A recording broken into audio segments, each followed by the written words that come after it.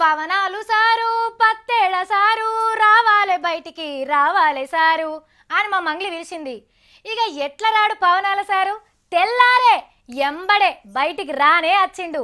ప్రశ్నలేసుట్లా వెనక్కి పోయే సవ్వాలే లేదని చెప్పిండు. మరి గట్లుంటది తీన్మార్ వార్తల కదర్. మరి ఏం ప్రశ్నలు వేయబోతున్నాడు, ఏం చేయబోతున్నాడు అర్చుకుందాం పాండ్రి. పత్తా లేకుండా పోయిండన్న పవనాల్ సారు తీన్మార్ వార్తలు చూసి పిట్టెగుట్లకెళ్ళి బయటకొచ్చిండు. గబ్బర్ సింగ్ ని రబ్బర్ సింగ్ అనేటట్టే ఉన్నారని బగ్గా ఈసారించుకొని చంద్రాల సార్ ఇంట్లో తేలిండు.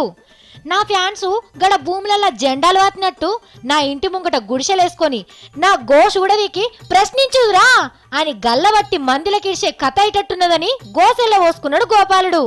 రా నాతో పాటు రా, ఢిల్లీకి పోయి మోడీ సార్ని ప్రశ్నిద్దాం అని చంద్రాల సార్ చెయ్యి పట్టుకొని గుంజుకపోయేందుకు తయారైండు.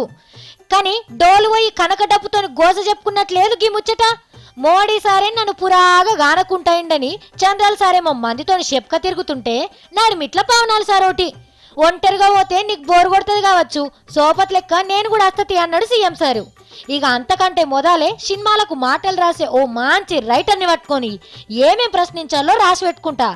ప్రశ్నకే అంగీలాగు దొరికితే అది పవన్ కళ్యాణే అన్న లెవెల్లా మోడీ సార్ని ప్రశ్నిస్తానని తయారైతున్నాడు. అట్లనే పవన్ అన్నను ప్రశ్నించేందుకు నువ్వు రావాలన్నా అని పిలుస్తున్న జనం కాడికి పోయి నేనున్నాక మీరెందుకు ఇట్లా ప్రశ్నిస్తున్నారు అని వాళ్ళను కూడా ప్రశ్నిస్తాడట.